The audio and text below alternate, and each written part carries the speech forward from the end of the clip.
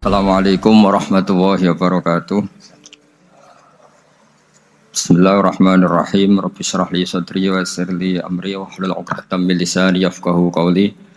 Allahumma shalli wa sallim wa barik ala sayyidina Maulana Muhammadin wa ala alihi wa sahbihi ajmain amma ba'du. Ketika manusia mengatakan mampu-mampu, sebenarnya ada sekian hal yang manusia itu tidak ikut melakukannya, tidak ikut menciptakannya. Misalnya kue nyuber, supirana enak, punya pengalaman. Tidak kecelakaan karena apa? Nyuber kue enak, mobilku normal. Mobilmu normal lah, wabrak mobil ya mabuk. Apa? Nah di sini ini manusia dituntut, diingatkan terus. Kamu itu butuh Allah, rahmat Allah itu yang melindungi kamu, bukan keahlian kamu, bukan kecakapan. Karena tanpa itu semua tidak bisa, semuanya Allah.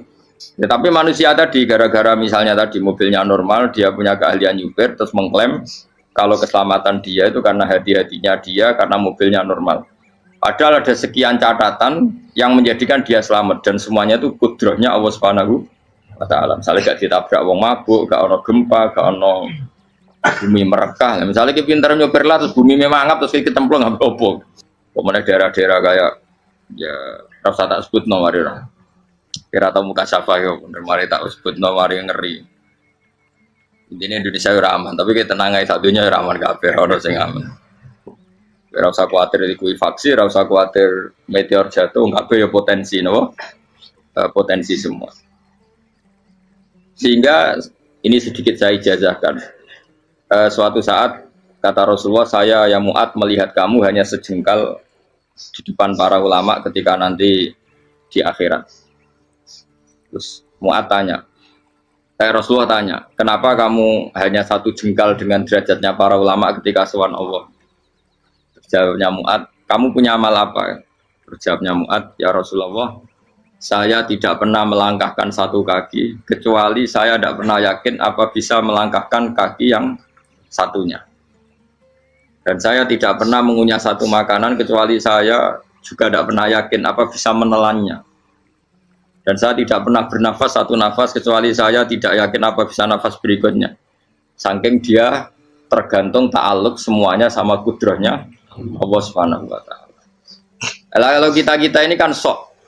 Kalau makanan sudah di depannya kayak pasti bisa makan. Kalau dia sudah sehat jalan seakan-akan pasti bisa meneruskan. Padahal 0, sekian detik melaku dihantam mobil ya selesai. Misalnya stroke ya selesai dan bisa jalan. Sehingga para wali-walinya Allah itu orang yang filah gotin min lahadotagi, setiap kedipan dia, setiap perilaku dia itu hanya ta'aluk ambil Allah Subhanahu wa ta'ala. Itu yang disebut ya ayyuhan nasu antumul fuqara'u ila. Nah, kemudian resiko makom ini, ya semua makom tak ada resikonya. Resiko makom ini itu biasanya dia lupa doa. Kenapa lupa doa? Karena doa itu terdefinisikan. Tak wari ilmu hakikat terus rumono wis ra paham lah tak ulang no. Ya resiko ilmu saya ingatkan. Ilmu itu kan ada dua. Ada ilmu yang karena didefinisikan. Dan itu akhirnya menjadi masalah. Sebenarnya ilmu itu tidak perlu definisi. Kedua ilmu yang kita rasakan. Misalnya gini, kalau sama saya tanya. Kamu pernah nggak minta jadi punya uang banyak? Nggak tanya. Pernah nggak minta? Terus artinya minta itu apa? Terus kita mendefinisikan. Menengadahkan tangan. Bilang ya Allah saya minta uang banyak, saya minta ingin beli mobil, itu namanya apa? Tidak jauh saja, doa kan? Itu kesalahan kita mendefinisikan doa itu, misalnya menengadahkan tangan dan memohon dan menyebutkan permohonannya itu terus disebut doa. Tapi kalau menurut Allah, sistem tubuh kamu yang menghendaki punya mobil, sistem tubuh kamu yang ingin punya uang banyak, reaksi tubuh kamu yang terhinakan karena ditagih orang atau butuh uang. Ini menurut Allah ya sudah kamu itu peminta-minta. Saya ulang lagi ya. Sehingga menurut Allah kamu minta tidak minta ya tetap berstatus peminta, pengemis. Nah, orang-orang yang sudah wusul, meskipun itu kondisional ya tidak selalu. Itu ya dia pikirannya menengadahkan tangan apa enggak ya sama saja tubuhnya merasa minta, sehingga dia tidak perlu mengekspresikan minta. Nah, terus orang yang fikih bilang seperti itu tuh sombong, wong kok gak tahu dungo. Sebetulnya keliru vonis orang fikih. Bagaimana mungkin dikatakan sombong? Dia reaksi tubuhnya, elemen tubuhnya sebetulnya meminta. Dia tidak berkategori meminta karena ilmu kadung didefinisikan kalau minta itu yang seperti ini. Itu kan lama. Nanti kalau suatu saat Indonesia yang kuasa itu terlalu NU atau terlalu yang tidak NU, lama-lama ada definisi. Misalnya yang dikatakan tahlilan itu apa? Ya bid'ah, Nabi tidak pernah tahlilan. Sahabat gak pernah nahlilin Nabi, malah nggak ngaji Nabi jadi tahlil. Mana nih tahlilan jalukno sepuro mayit, ngaji Nabi jalukno sepuro. Sehingga dengan tradisi itu tahlil itu masuk definisi bid'ah karena nggak pernah dilakukan sahabat dan para tabi'in. Ya salahnya kamu definisikan. Tapi kalau udah kamu definisikan, diarani tahlil, ya mau la ilaha illallah. Terus mungkinkah satu bacaan la ilaha illallah dilarang? Wong ra oleh maca kalimat tauhid. Jadi misalnya tahlil itu nafadno kalimat tauhid. Mau ketok orang ora iso dilarang tapi nak tahlil iku mitung dinane mayit kaya budo. Sakane kriminal. Enak. Ya sudah seperti itu. Makanya banyak orang salah itu karena ilmu kadung didefinisikan. Nah, definisi itu sebenarnya tidak mengikat dalam banyak hal. Ini penting saya utarakan. Ya karena seperti itu. Makanya itu masalah-masalah besar antara kita dan firqah-firqah yang lain, masalah ahli sunnah, terus masalah yang lain-lain. Memang ya sudah seperti itu. Ya saya ulang lagi ya. Ketika Nabi Ibrahim mau dibakar Namrud, itu masyhur cerita itu. Dan kemudian jadi Nabi namanya Habib Syahid.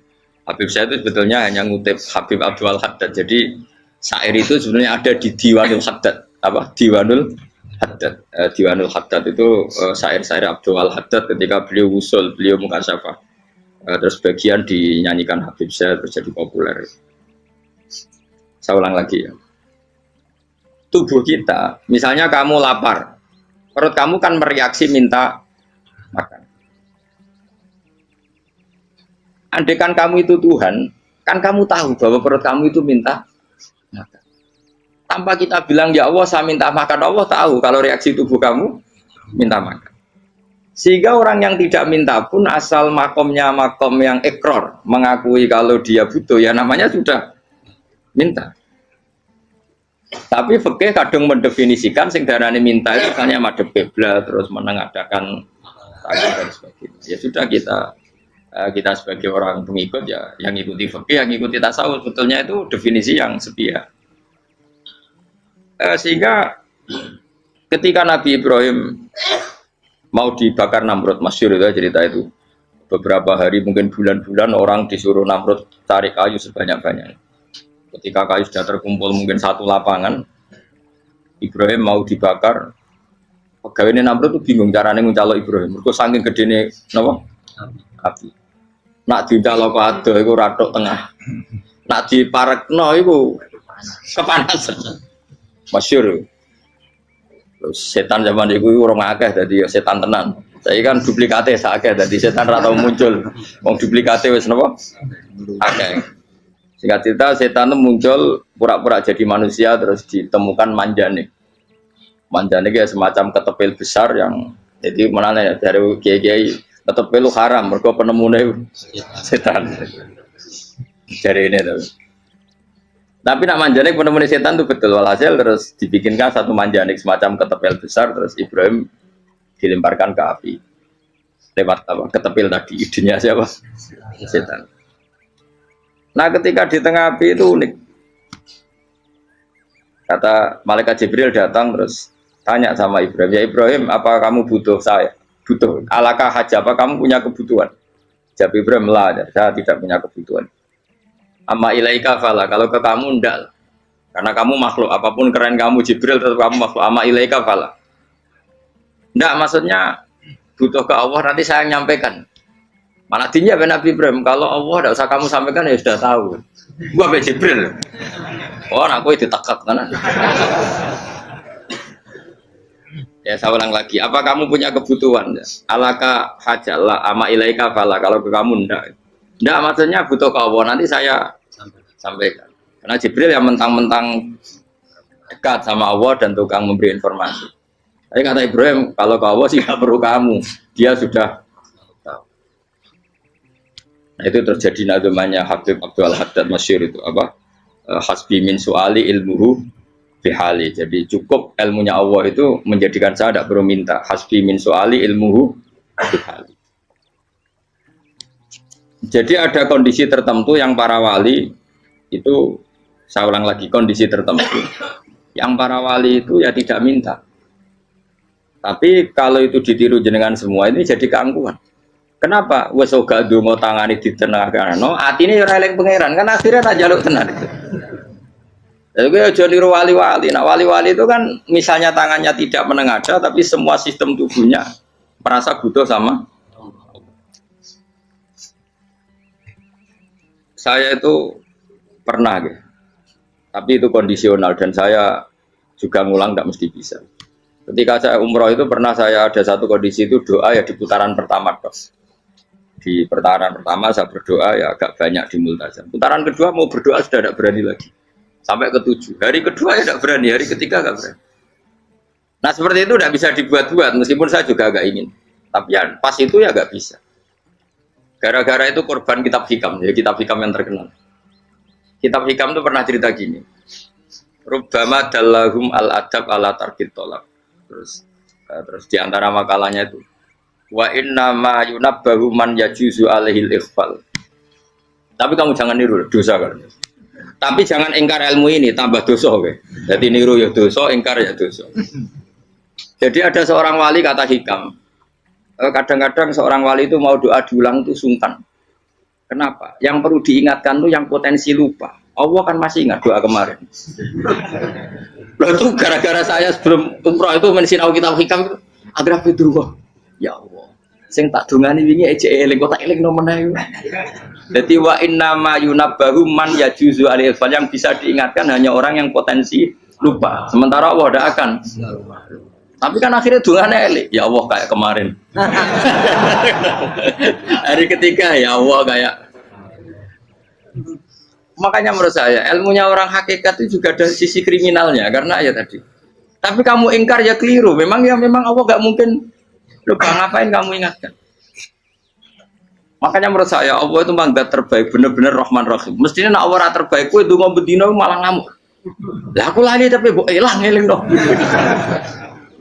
Tapi Allah itu ya maklumi ya dengan kekeliruan.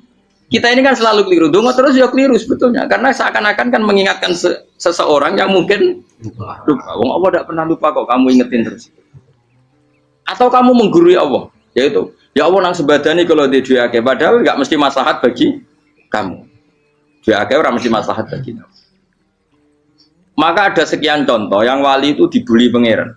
Saya sering cerita, banyak cerita wali itu dibully pangeran, digarap ya pangeran. Ini gara-gara salah dewi. Saya pernah cerita dan itu ada di hikam betul di kitab itu. Ada wali itu tukang hamal itu manol di pasar, itu tukang angkut. Jadi kalau ada orang bawa barang berat diangkut dia, terus misalnya kalau dulu mungkin ya ke kereta atau ke singkat cerita terus diupahi. Saat dapat apa dia pasti pulang karena dia hanya butuh makan satu piring, karena dia tirakat makan satu piring untuk ibadah 24 jam. Singkat cerita dia ngeluh ya Allah. Kamu tahu, engkau tahu, saya ini pecinta engkau. Saya ini hanya butuh makan satu piring untuk kuat sholat. Tapi kenapa harus jadi juru manol? Berilah saya rezeki yang tanpa kerja. Nah, selang sekian hari dia dituduh maling, terus di penjara, terus dapat rezeki tanpa kerja. Dia ya Allah kenapa jadinya gini? Kan kamu minta rezeki tanpa kerja. Ya itu penjara itu rezeki tanpa kerja kan. Jadi Allah memperlakukan para walinya itu memang unik. Ya kadang dibully. Sehingga dalam cerita-cerita kenabian, kata Qadiyat itu, nggak ada orang yang sering dibully Allah kayak nabinya. Karena nabi itu orang yang dicintai Allah. Jika salah sedikit saja itu, cara pangeran itu, cara kampus itu digarap, suka dipelonco, salah sedikit. Misalnya begini, Nabi Yakub itu kan nabi. Dia mungkin nyon jauh nggak tersadar, nyembelih apa itu anak sapi itu di depan indukannya. Ya beliau mungkin spontan saja, Pak. Kalau kamu yang melakukan pasti tidak ada hukumannya karena Allah tidak pati peduli sama kamu, sudah lah. Artinya nggak peduli, salah pantas saya nggak jelas ya gitu. Tapi ini Nabi. Ketika itu terus indukannya sapi tadi, ya Allah, Yakub itu kekasihmu. Saya tidak berani sama dia karena dia kekasih. Tapi saya tetap menuntut keadilan. Dia harus merasakan susahnya dipisah dengan anak. Meskipun dia tidak nuntut rasanya roh anak sebelah, itu tidak ada se ekstrim itu. Sapinya itu hanya nuntut, ya Allah, dia harus merasakan sakitnya terpisah dengan anak. Akhirnya Allah menciptakan Yakub mengalami terpisah dengan Nabi siapa?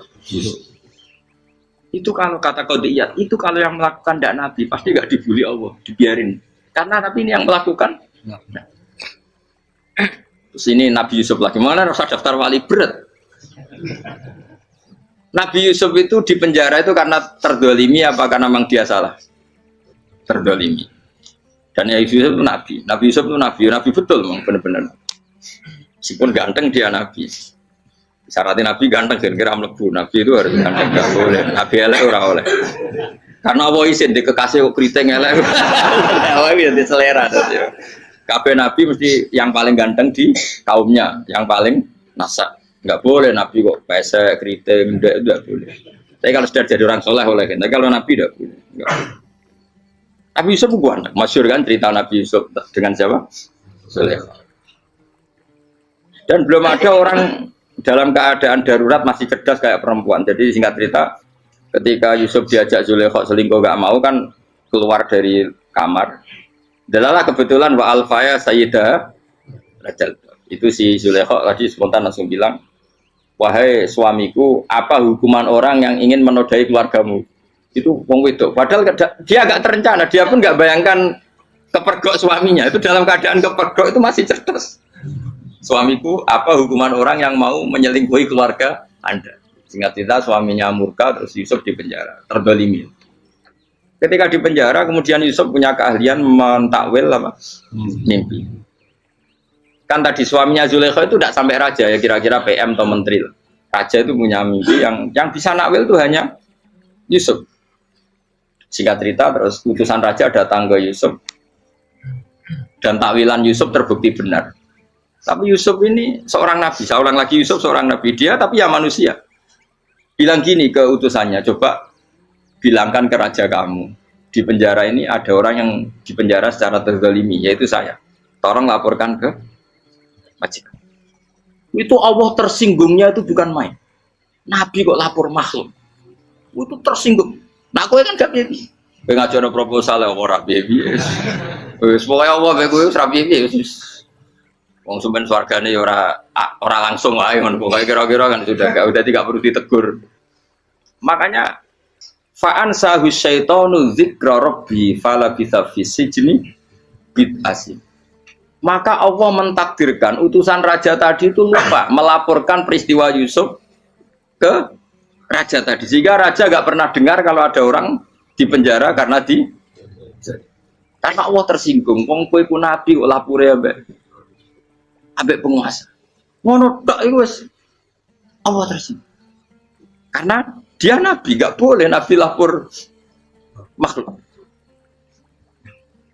Jadi Allah itu dengan nabi itu sangat-sangat sensitif. Sangat-sangat sensitif. Gue begitu. Terus cerita yang terkenal, meskipun ini nggak ada di Quran, Nabi Musa. Nabi Musa itu pernah sakit gigi. Karena dia mentang-mentang kalimullah, orang yang sering komunikasi dengan Allah, minta ya Allah, tolong tunjukkan obat gigi saya itu apa.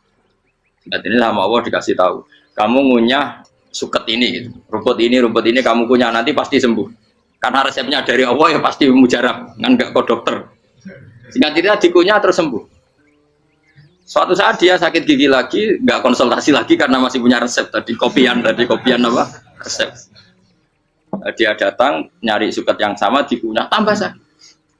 Tanya sama ya Allah ini kan resepnya yang sama, kenapa tambah sakit? Kata Yusuf, kata Allah, kamu itu kekasihku. Ora nak sing ngobati ku aku ra suket sembrono. Semenjak itu Yusuf Nabi Musa nggak pernah taruh resep lagi sudah. Andaikan tuh kamu, pasti Allah juga gak tersinggung. Makanya kata qadiyat, kenapa para nabi sering ditegur itu bukan karena Allah murka. Nabi itu beda. Jadi kesalahan kecil atau apa-apa yang menurut kita ada salah itu untuk nabi salah. Makanya di ahli sunnah ada kaidah apa? Mimba bihasanatil abror sayyi'atul muqarrabin. Pernah dengar kayak apa? Mimba bihasanatil abror sayyi'atul muqarrabin. Sesuatu kalau dilakukan umumnya orang itu hasanah atau kebaikan, tapi kalau dilakukan para nabi itu salah. Karena apa ya? Saking dekatnya dengan Allah. Saya ulang lagi apa? Mimba bihasanatil abror sayyi'atul muqarrabin. Jadi nabi itu beda. Nah, para nabi itu orang-orang yang mengalami fikir yang doa resmi kayak siapa tadi? Definisi fikir ya sering. Kayak definisi orang tasawuf yang sering. Sehingga ketika nabi berdoa ya memang secara disiplin ilmu yang namanya berdoa ya minta Allah dengan mengadakan tangan. Ketika enggak berdoa karena nabi sadar Allah tidak perlu diingatkan lagi, pasti masih ingat gitu. Jadi dua-duanya benar terus. Makanya nabi itu lam yazal fitaroki, nabi itu selalu naik derajatnya. Karena pas minta ya benar, pas tidak minta ya. Kalau kamu turun terus, pas minta itu karena tomak kamu, hadun nafsi kamu, serakah kamu, tapi nggak tahu diri, pantas taura dengan permintaan. Kayak gue misalnya jongo jadi wali, iso ya tersinggung, bocor atau tirakat atau jalur jadi wali. Tapi gak dongo ya Allah tersinggung, kere atau dongo. Jadi orang kalau tidak wali itu sudah keliru terus. Jadi kok di sepuro, tapi tak kira itu akeh. Ya jajal gitu ngajak wali kok sabtu kok dirjelan. Kira-kira Allah tersinggung apa nyembah tadi? Kira-kira tersinggung. Tapi misalnya kira tahu dongo kepengen kau Imam Syafi'i, apa tersinggung? Bocah ora di idola. Terus piye Gus? Piye kadung salah biasa wis. Wis bakat salah no. Bakat salah. Ini sedungane sing gampang kae sing mesti bener Rabbana dzalamna anfusana wa lam taghfir lana wa tarhamna lanakunanna minal khasirin. Saya pernah punya kitab dan kitab itu menurut saya luar biasa. Bahkan ketika adu bully itu, adu cara mahasiswa itu kayak pelonconan itu. Nabi sama Nabi pangeran itu dan itu sekali yang satu salah melakukan disiplin ilmu pangeran itu degradasi. Dan Allah memang mengancam gitu. Kalau kamu melanggar ini, la biton namin diwanin nubuah. Nanti la amkuan namin diwanin nubuah. Kamu saya hapus dari buku kenabian. Tes-tesannya ya lucu, misalnya begini. Kata Nabi Musa kan ditanya. Ketika dia khutbah ditanya orang. Siapa orang paling alim ya Nabi Allah? Sekarang orang paling alim itu siapa? Nabi Musa jawab, saya kan. Ya itu Allah tersinggung karena wong kok mletene ngono. Tapi andai kan Nabi Musa kok jawab Fauzi itu salah, tambah salah meneh. Atau enggak Ruhin, malah salah meneh. Tapi jawab Musa ya salah. Saya Gusti, saya kan. Orang paling alim siapa? Saya. Allah memperingatkan Musa, ada seseorang yang lebih alim ketimbang kamu. Coba kamu harus ketemu dia. Ketemu singkat cerita ketemu Nabi siapa? Khidir. Terus dalam 3 sesi ini, 3 babak ini buli-bulian. Nabi Khidir itu dalam 3 babak ini selalu kelihatan salah. Di antaranya adalah cara sekarang ya mungkin di gonjak sepeda motor atau perahu kalau dulu. Yang menggratisi dia numpangi sepeda motor malah spionnya dicopot gitu. Spionnya dicopot, dirusak. Tapi Musa kan terus sudah digratisin malah rusak yang motornya yang apa? Menggratisin. Nabi Khidir masih tenang. Kamu udah paham. Jadi Nabi Khidir mesti sudah kamu udah paham. Itu kata syurrahul hadis termasuk Ibnu Hajar al-Asqalani bilangin. Setelah itu kedua membunuh anak kecil. Musa tambah marah. Anak yang belum punya dosa kok kamu sampai 3 kali ada 3 peristiwa. Itu kata syurrahul hadis. Andai kan Musa kok diam tidak protes, maka dia akan disalahkan Allah. Karena dia berarti membiarkan kemungkaran di depan matanya tanpa reaksi. Jadi sebetulnya ketika Musa berontak itu Nabi Khidir, Nabi tenan gitu. Jadi itu kan unik. Tapi berontak itu disalahno. Jadi angel sandi tes-tesan dadi nabi ku ya angel. Misalnya kok Nabi Musa itu kayak model santri Jawa Timur. Nabi Khidir salah, nggih nderek mawon. Ya ora nabi jero barang mungkar. Menengae. Berarti yo nabi goblok ngono kira-kira. Makanya memang Musa harus konsisten seperti itu, harus demo terus. Kayak saya misalnya sebagai kiai fikih, kiai ya harus seperti ini cara mulang saya. Enggak boleh saya misalnya terus anut mulang terus tawadu semeneng itu ora karu-karuan. Jadi andekan Musa kok tidak protes itu malah salah. Ya memang harus. Dan itu Nabi Khidir Nabi tenang. Makanya Nabi Khidir akhirnya respect. Tidak ada hati sebaik Abu Musa. Risi itu gak nyaman ketika melihat kemungkaran. Jadi itu sebenarnya poin. Tapi lucunya Nabi Khidir yang nyalan. Tak ada rasa kok komen tak kok. Tapi ya disalah no. Ya aku jadi Nabi Musa. Ya jajal, gawe peristiwa meneh aku tak sabar rata kok. Kon jajal nih. Barang dijajal ya protes meneh. Barang protes meneh, tinggal satu kali kesempatan. Kowe takok meneh wis ora dadi murid. Dikasih kesempatan lagi, ya protes meneh deh umat. Tapi itu justru itu menjadi kelebihannya Nabi Musa karena syarat seorang nabi adalah al-musara'ah ila ingkaril munkar kata Ibnu Hajar Al-Asqalani. Syarat seorang nabi adalah secepat ngengkari sesuatu yang mungkar. Enggak boleh. Ya toh kan misalnya kita jadi murid terus gurumu itu gandeng artis atau gandeng penyanyi dangdut. Derek mawon. Jadi guru mumet goblok. Tapi kowe ngloroi guru tersinggung. Ora roh hikmah iku. Kan bingung loh. De guru ini kok bingung loh. Soalnya kayak de guru jadab dorong Jawa Timur apa? Gurumu gandeng penyanyi dangdut. Reaksimu biasa saya takut. Ayo loh, nah elek kan gak iri. Biasanya nah elek itu ra iri. Sekarang Pak. Sing ayu, sing potensi iri. Kira-kira reaksi kamu itu milih derek mawon apa berontak? Golek nak gurumu wong alim mesti nak pas dia meneng muridku gila gak sensitif. Roh barang mungkar dilakukan di depannya kok tidak reaksi, tidak protes, geblek tenan. Tapi lucunya guru mau nak protes ya gak duwe akhlak gitu. Guru lagi senengnya kok ora oleh. Nah Nabi itu kan buli-bulian. Jadi Nabi Khidir dengan Nabi Musa itu tepat-tepat. Karena dua orang ini sama-sama kekasih Allah. Itu Nabi Musa justru barokahnya itu dia tidak pernah kelasmennya di bawah Nabi Khidir. Semua ulama sepakat kelasmennya Musa tetap di atas Nabi Khidir. Sehingga yang berlaku ya tetap ilmunya Nabi Musa bahwa membunuh anak kecil tidak boleh, merusak perahu milik orang lain tidak boleh. Karena Allah tetap lebih respect dengan ilmunya Nabi Musa. Nabi Khidir tetap ilmunya nggak dipakai, meskipun dia disebut hakikat. Karena ilmunya Nabi Khidir ngani ngoyo wong ape mutusno ngenteni nginceng loh mahfud. Lah sing iso iku sapa? Barang ra mungkin kok. Makanya Nabi Khidir terakhir menutup kalimatnya wa ma fa'altuhu an amri. Dzalika ta'wilu ma lam tasbi alaihi sob. Aku dhewe nglakoni ini ya ora roh, wis ditakdir nglakoni ngene wae. Dadi Nabi Khidir ya ora paham. Jadi wa ma fa'altu an amri itu terakhir kira-kira artinya saya sendiri tidak melakukan ini karena inspirasi saya sendiri atau keputusan saya sendiri. Tahu-tahu saya ditakdir melakukan. Karena pas itu Nabi Khidir disetting semuanya dengan ilmu hakikat. Yaitu bayi tadi memang kutiba kafiron. Kutiba kan apa? Kafiron. Memang dia nanti kalau umur nganti tua ditakdir mati kafir. Daripada mati kafir nanti ya sudah mati sekarang. Tapi nggak mungkin kan ada syariat daripada soben beling pateni kecil. Ora syariat tetap ikut Nabi Musa. Makanya kata Ibnu Hajar Al-Asqalani itu uniknya Allah sama para wali-walinya. Wali ku klirullah itu tuh disenengi pengen. Terus pengenan nabi-nabi ini yo kecil-kecilan yo panjenengan wong. Terus keempat kan.